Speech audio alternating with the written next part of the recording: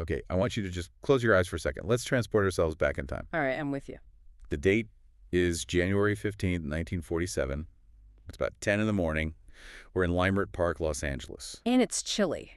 There's this heavy fog on the ground, the kind that just, it dampens all the sound and makes everything feel gray and quiet. Exactly. And we're standing on the edge of this vacant lot on South Norton Avenue. It's not a park. It's just an undeveloped, messy patch of land. Weeds, dirt, some trash scattered around. The kind of place you walk past every day and you don't even see it, you know? Right. But on this particular morning, a local woman, Betty Bersinger, is out walking with her 3-year-old daughter. She's just running errands, going to a shoe repair shop. And as she glances over into the weeds, she sees something white in the grass. And her brain does what our brains all do. It tries to categorize it. It tries to make it make sense. So she thinks it's a mannequin, a discarded store mannequin. Yeah, it's too pale, almost shockingly white, and it looks broken. It's severed, completely in 2 pieces. But as she gets a little closer, that initial thought just evaporates and the horror sets in. She grabs her daughter, covers the little girl's eyes, and just runs to a neighbor's house to call the police. Because what she found wasn't a mannequin. It was the body of a 22-year-old woman named Elizabeth Short. And right there, in that moment, the entire mythology of the Black Dahlia is born. But that's the thing about mythology, right? Yeah. It obscures the facts. It clouds everything. It absolutely does. And look, we're sitting here in early 2026. If you look at the sources we have in front of us now, and that includes this huge, frankly, controversial new development from late 2025 that links this case to the Zodiac killer. Which is just wild. It's completely wild. The whole narrative has shifted drastically. Exactly. Most people know the name. They know the noir vibe. They've seen the gruesome photos that float around online. But the actual details, and more importantly, these brand new theories, they turn everything we thought we knew completely upside down. So we have a very specific mission for this forensic exploration today. We are not just retelling a ghost story. We're actually asking you, our listener, to step into the role of lead investigator on this thing. We want you to play detective, seriously. As we lay out the timeline, the incredibly specific medical evidence, and this whole roster of suspects, I want you to filter every single piece of information through 3 critical questions. What are they? Who had the skill? Who had the time? And who had the motive? Keep a notebook handy, because we're going to be looking at everyone from like a random salesman to a certified genius doctor, and then finally, this brand new connection to a serial killer from a completely different era. But first, we have to do the most important thing. We have to strip away the legend. Before she was a headline, she was a person.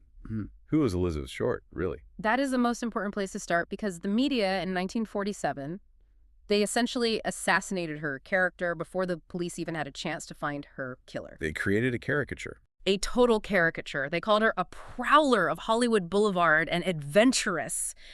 They hinted very heavily that she was a sex worker. Which is the classic playbook, right? Blame the victim, make her seem like she had it coming. Precisely. And the grand jury investigation later explicitly debunked all the prostitution rumors. But, you know, a correction notice doesn't make the front page. Never does. The reality was Elizabeth Short was a 22-year-old woman from Massachusetts who'd spent time in Florida. She'd worked at a commissary at Camp Cook, an Army base, back in '43.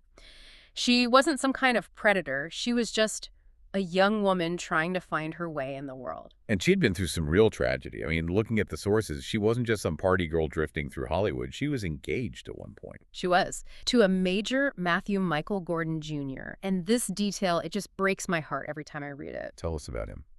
He was a decorated officer, a pilot. They were planning a life together. They were going to get married. But then just days, literally days before the end of World War II, his plane crashed in India. He was killed. Oh, that's devastating. So when she arrives in Los Angeles in 1946, she's not this femme fatale the papers made her out to be. She's a grieving young woman. She's probably suffering from some serious depression. She's drifting a bit, sure. But she's trying to find her footing in a post-war world that just didn't have a lot of safety nets for single women. Okay, so what about the name? The Black Dahlia. It sounds like something straight out of a Raymond Chandler novel. Did she call herself that? That's a huge point of contention. The press, of course, claimed she was named that because she loved to wear sheer black clothing and had dyed black hair. But there's another story, right? There is.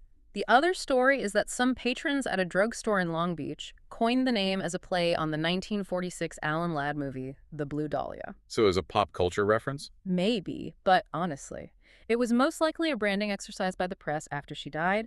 It made the tragedy consumable. It turned a horrific, senseless murder into a catchy movie plot. And speaking of the press, Yeah. my God, we have to talk about how her family found out. Because when I was reading up on this for our conversation, my jaw just hit the floor. It is unmatched, calculated cruelty. It's arguably one of the darkest moments in the history of American journalism. Full stop. So what happened? Reporters from the Los Angeles Examiner, William Randolph Hearst's paper, they got the ID on the body first. They used this new-fangled machine called a sound photo. An early fax machine, basically. Exactly. They used it to match her fingerprints because, as we said, she'd been arrested once for underage drinking in Santa Barbara, so her prints were on file with the FBI. They got a match in just 56 minutes. Incredible speed for the time. It was. So they have the name. And they call Elizabeth's mother Phoebe Short in Boston. But they don't say, "We're so sorry, we found your daughter, she's been murdered." No. They told her Elizabeth had won a beauty contest. A beauty contest. It's sickening to even say it. Why? What was the goal with that lie? It was a tactical lie, a strategy. They wanted to mine Phoebe for personal information, her background, her friends, her habits, the men she knew, before she put her guard up, before she was overwhelmed with grief. So they're just pumping her for details under this false pretense. For a long time, they kept her on the phone, getting all the scoop, getting the color for their story. And only after they had everything they needed, only then did they drop the bomb that her daughter had been brutally murdered. And it got worse. It got so much worse. They then offered to fly Phoebe out to Los Angeles to help with the investigation. Which sounds generous on the surface. Until you realize the real motive, they did it to keep her away from the actual police and, more importantly, from rival newspapers. They stashed her in a hotel to protect their scoop. They turned her daughter's murder into a commodity. They turned it into a serialized drama that drove newspaper sales to levels they hadn't seen since VE Day. It's ghoulish. It's so important to keep that media circus in mind as we move forward, because it just contaminated everything. Evidence was trampled, witnesses were harassed, narratives were shaped by headlines, not facts. It muddied the waters from day one. Okay, let's shift gears. We have to go into the forensics now. And a fair warning to everyone listening, the tone is going to change here. This is going to be clinical, it's somber, and frankly, it is graphic. We have to look at the body itself, because the killer left a signature, a terrifying but also highly technical signature. That's right. The state of the body is the primary piece of profile evidence we have. It's really all we have to go on. So where do we start? Let's start with the blood, or more accurately, the lack of it. She was found with no blood in or on her body. Correct. Elizabeth Short was completely drained of blood before she was dumped in that lot. Her body had been washed. It was clean. Okay, so that immediately tells us something about the location of the murder, right? It tells us almost everything. It tells us the murder location was somewhere private, indoors. It had to have facilities to handle a massive amount of fluid. You're talking about a bathtub, a drainage table, maybe a large industrial sink. You can't do this in an alleyway. You can't do this in the back of a car. Absolutely not. This required a controlled environment and time, a lot of time. And the body was posed. Her arms were raised 90 degrees above her head. Then there's the bisection. I've seen this described in some places as a hack job, but the official autopsy report says something very, very different. This was absolutely not a hack job. Anyone who says that hasn't read the coroner's report. What was performed on Elizabeth Short's body was a procedure known as a hemicorporectomy. Okay, let's unpack that term, hemicorporectomy. What does that actually entail? It's a very specific surgical procedure to transect the body at the lumbar spine. In her case, it was between the second and third lumbar vertebrae. The autopsy, which was performed by Dr. Frederick Newbar, noted that it was done with, and I quote, surgical precision. So this wasn't done with like a big saw or an axe? No. The incision didn't smash through the bone. It passed cleanly through the intervertebral disc. There was almost no damage to the surrounding internal organs. It was a neat, clean cut. So if I, just a regular person, grabbed a knife, I couldn't do this? Not like that. It's highly unlikely. This implies the killer knew anatomy. They knew exactly where to cut to separate the torso from the lower body without making a mess of the organs or getting stuck on the spine. So this points a very big, very bright arrow towards someone with, what, medical training? Medical training? Or perhaps a highly skilled butcher, Hmm. or a hunter who knew how to field dress large game, someone with anatomical knowledge. So right away, our profile is sharpening. We aren't looking for a random drifter who snapped in a fit of rage. We're looking for someone methodical, someone with a specific skill set. Exactly. And there were other horrifying details. The Glasgow smile. Explain that. Lacerations were cut from the corners of her mouth all the way up toward her ears, and the autopsy also noted ligature marks on her ankles, wrists, and neck. She'd been bound. And the conclusion was that she was tortured while she was still alive. Yes. This was a prolonged event. This wasn't a quick robbery gone wrong or a sudden attack. This was calculated, sadistic, and it took hours. And just to clear up some of the other myths that have swirled around this case for decades, was she pregnant? No, that is a persistent, ugly myth. The autopsy found absolutely no evidence of pregnancy. That was a rumor, likely started to fuel conspiracy theories about powerful men and cover-ups. And what about the rumor that she had some kind of physical deformity that prevented intercourse? Also completely false. Another nasty piece of fiction the tabloids spread to make her seem other, to sensationalize her. The autopsy confirmed she was a healthy young woman who was systematically and sadistically destroyed. Okay, so at the crime scene itself, what did they actually find? Anything useful? Very little. They found a cement sack nearby that had some watery blood in it. They found some tire tracks and a single heel print in the dirt. But that was about it. The Astor Motel theory always comes up in modern discussions. What's the story there? That theory comes from the author Pye Eatwell. The idea is that Elizabeth was killed in a cabin at the Astor Motel, and that a room there was later found covered in blood and fecal matter. It's a very compelling narrative because it gives us a location, a specific place. It is, but we have to be careful with it. Police at the time, and subsequent reviews of the case files, disputed that the Astor was the kill site. It's one of those things that fits nicely, but the evidence is, let's say it's contested. So the vacant lot was just a dumping ground. Yes, she was killed elsewhere, cleaned, drained, and then transported and posed for effect. Okay, so detectives listening right now, look at your notes. We have a profile emerging. Medical or high-level butchery skill. Access to a private, controlled location. Access to a car, which was, somewhat rare for transients, but very common for professionals in 47. And a motive rooted in extreme sadism and control. That's our killer. Let's start looking at the usual suspects before we get to the really heavy hitters. Who was on the LAPD's radar right away? Well, you always start with the last person known to have seen the victim alive. In this case, that was a man named Robert Red Manley. And who was he? He was a married, traveling pipe clamp salesman. He'd picked Elizabeth up in San Diego. They drove up to L.A. together, and he dropped her off at the Biltmore Hotel on January 9th, 6 days before her body was found. On paper, he's the perfect suspect, the last date. He was the easy, obvious suspect. The police grilled him, but he passed a polygraph test. 2 of them, actually. And his alibi was solid. He was with his wife. He seems to have just been a guy who gave her a ride and maybe bought her dinner. No medical training, no history of violence. He was cleared pretty quickly. Okay, so who's next? Mark Hansen. His name comes up because of the address book, right? Yes, this is one of the weirder parts of the case. A few days after the body was found, the killer mailed a package to the press. To the Examiner. Right, and inside was some of Elizabeth's personal effects, her birth certificate, some photos, and an address book. The book had the name Mark Hansen embossed on the cover. And it had been wiped down with gasoline. Wiped clean of any prints. So Mark Hansen was a wealthy nightclub owner, a pretty well-known local figure, and Elizabeth had, in fact, stayed at his home for a short time. So the killer sends Hansen's book to the press. What's the play there?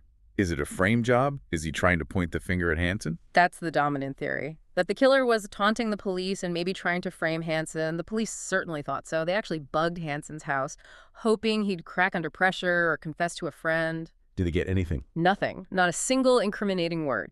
Hansen was maybe a bit sketchy, involved in the darker side of Hollywood nightlife. But the evidence for murder, especially that specific surgical skill, it just wasn't there. And now we get to the big Reddit favorite. If you go online and read about this case, everyone is talking about Walter Bailey. Walter Bailey is a fascinating suspect because he fits the skill profile perfectly. He was a surgeon. And not just any surgeon. The connection to the crime scene is uncanny. It's unbelievable. His estranged wife lived just one single block from the vacant lot where the body was found. 1 block. You could see it from her house. You could practically see it from her window. It's a proximity that's just impossible to ignore. The theory, which has been championed by researchers like Larry Harnish, is that Bailey suffered from a degenerative brain disease that was loosening his moral inhibitions, unleashing his darkest impulses. He knew the anatomy, he knew the neighborhood. He's a perfect fit. But here's the thing. He was barely a suspect in 1947. He's what you'd call a retrospective suspect.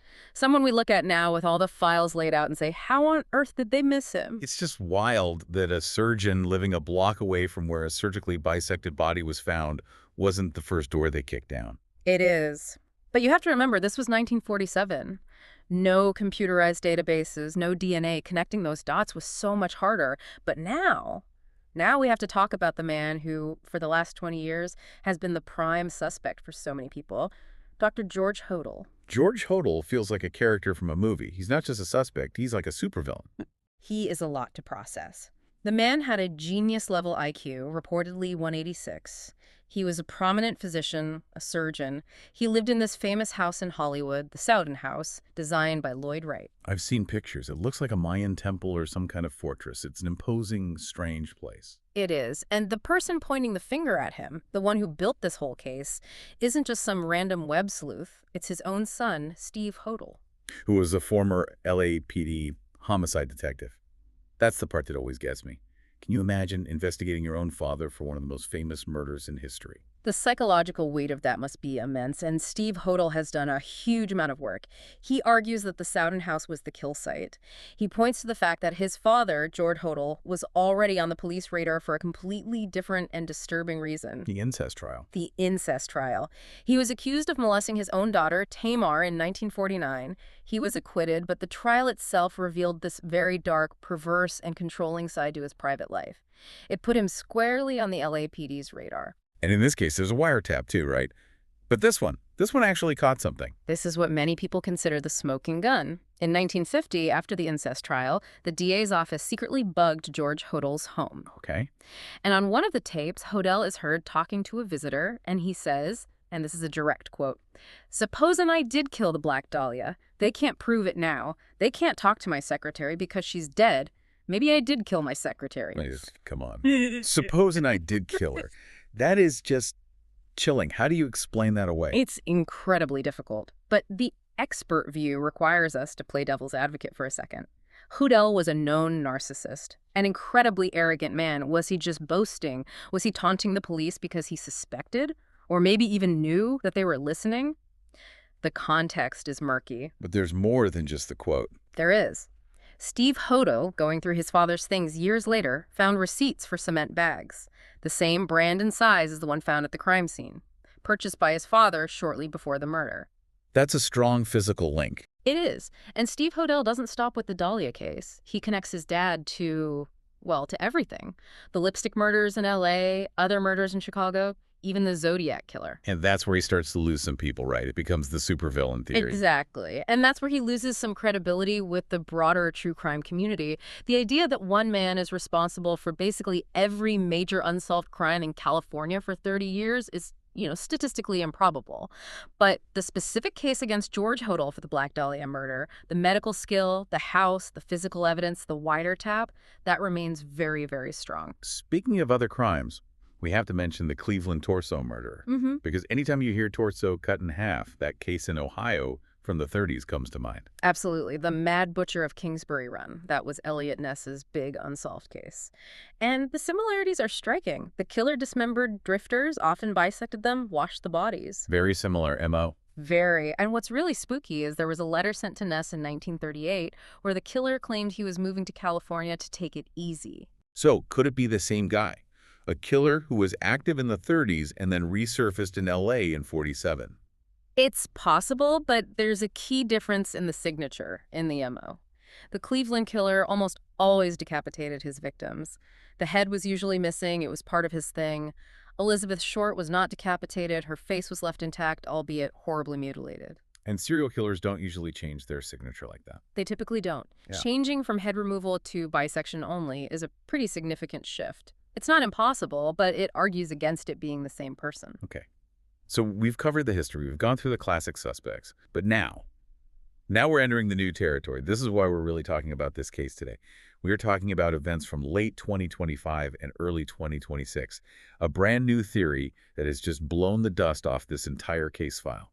And it involves the Zodiac killer. This is the development that has the entire investigative community buzzing right now. It comes from an investigative consultant named Alex Baber. In December of 2025, reports started to surface that Baber had used advanced AI to finally crack the unsolved Zodiac ciphers. Specifically, the Z13 and Z32 ciphers. The two holy grails of cryptography. These are the short codes the Zodiac sent to newspapers in the late 60s that nobody, not the FBI, not the NSA, nobody could solve. One of them, the Z13, literally starts with the words, "My name is," followed by 13 symbols. Exactly. For decades, it was considered too short to solve statistically. There just aren't enough repeating patterns for a human to crack.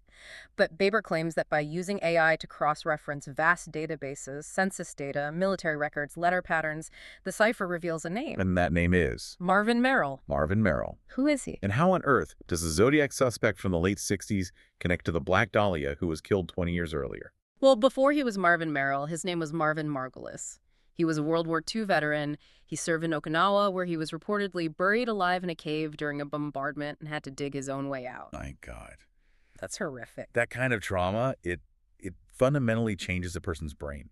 It's a level of PTSD that's hard to even comprehend. Okay, but did he have the skill? We established that's a non-negotiable prerequisite for the Dahlia killer. Did he have medical training? He did. He attended medical school for a time. And, crucially, he had been denied entry to a Navy surgical unit. Baber's theory posits that this gave him this deep, simmering resentment and a pathological need to prove his surgical skills to the world. So the murder of Elizabeth Short in 1947 was a demonstration, a calling card. A demonstration of the skill they told him he didn't have. That's the theory. Is there any evidence he actually knew Elizabeth Short, a specific connection? Allegedly, yes. Margolis was living in Los Angeles at the time of the murder. Baber's research claims there was a brief and apparently very volatile relationship between Margolis and Short. And here is where it gets really interesting for all the detectives listening. The name itself, Zodiac. Right. Where does that name come from in 1947? There was a motel called the Zodiac Motel, located very close to where Elizabeth Short's body was found. You're kidding me. I am not. The theory suggests that the name, the place it became lodged in his psyche, he committed his masterpiece murder near the Zodiac, and then decades later, when he began killing again in Northern California, he adopted that persona. That is wild. It connects the dots in a way that feels almost cinematic. But is there any hard evidence to back this up besides the name of a motel? Baber's team claims there is. They claim a handwriting match between the 1947 Black Dahlia Avenger letter, the one sent to the press with her belongings, and known samples of Marvin Merrill's handwriting from later in his life. The direct handwriting match. They say it's a match. They also claim that the other unsolved cipher, the Z32, when decoded with their new key, directly references details of the Dahlia murder. So let me get this timeline straight. The argument is, Marvin Margolis, a traumatized war vet, kills Elizabeth Short in 47 to prove his surgical skill. He then disappears, or at least lays low, changes his name to Marvin Merrill, and then resurfaces in the late 60s as the Zodiac killer. That is the hypothesis, yes. It unifies two of America's greatest criminal mysteries into one single, terrifying narrative of a man whose violence spanned decades. And as of right now, early 2026, the FBI and the LAPD are reportedly reviewing this new information. I have to ask, we have to be critical here, we have to be skeptical. Does this actually hold water? Or is this just another Steve Hodel situation where we're trying to pin everything on one guy because we desperately want an answer? That is the million-dollar question, and there are plenty of skeptics, including Merrill's own son. What does his son say? He says it's impossible. He claims his dad, Merrill, was broke his whole life, that he didn't travel, and that while he was a troubled guy, he wasn't some kind of mastermind serial killer. And, you know, we also have to be very cautious about AI solutions to ciphers. Right. AI is a powerful tool, but it can also hallucinate. It can find patterns that aren't really there. Exactly. It's a phenomenon called pareidolia. Seeing faces in clouds, or in this case, seeing a specific name in a random scramble of letters because you told the computer to look for it, the potential for confirmation bias is huge. So it's a battle of theories. On one side, you have the evil genius doctor in the Mayan temple, that's Hodel. On the other, you have the traumatized war vet who becomes the Zodiac, that's Margolis. And in the middle of all this theory crafting and suspect chasing, we often lose sight of the central reality. The real tragedy here isn't just whodunit, it's about displacement and vulnerability. Elizabeth Short was displaced by war and economic shifting. The Zodiac victims were killed during a time of massive social upheaval. These killers, whoever they were, preyed on people living on the edges of society. It brings us right back to that quote about the Dahlia case, the most important murder of an unimportant person. It's a very cruel epitaph, but in terms of how history has treated her, it's accurate. The sheer brutality of her death completely erased her humanity. She became a prop, a caricature in her own murder investigation. Whether the killer was Hodel or Bailey or Margolis, they treated her not as a human being, but as a canvas for their own sickness. And that's why this case never really goes away, is that it's too graphic to look at, but it's too mysterious to look away from. And ultimately, that's why it remains unsolved. You had the corruption of the 1947 LAPD, the gangster squad era, was not exactly a pristine organization. You had a transient victim in a city full of transient suspects. And now, almost 80 years later, any physical evidence is long gone. We're left with paper files, old memories, and new algorithms. So, to our listeners, our detectives for the day, we've laid it all out. You have the surgeon, Walter Bailey, with that chilling proximity. You have the genius George Hodel with the wiretap confession. And now you have the Zodiac, Marvin Margolis, with the cipher connection. Does this new theory finally solve the puzzle for you? Or is it just the suspect number 151 in a file that's already way too thick? You know, maybe the scariest reality isn't a famous doctor or a Zodiac connection. Maybe the scariest reality is that it was a complete nobody. A transient drifter. Someone like Red Manley, but one who didn't have an alibi, who didn't get caught. Someone who killed once in this horrific, spectacular fashion, realized what they had done, and then just faded back into the background. A ghost who walked the streets for decades, looking just like everyone else. That is a genuinely terrifying thought.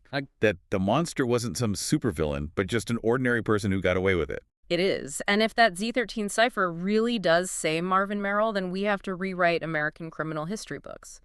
But if it doesn't, we are left with a 79-year-old question that just refuses to be silenced. Who dissected Elizabeth Short, and why was it so important to them that the entire world see their work? We'll leave you with that thought. Check out the show notes on our website. Yeah. We posted a breakdown of the Z13 cipher and the handwriting comparisons so you can judge the evidence for yourself. Keep questioning the narrative. Until next time.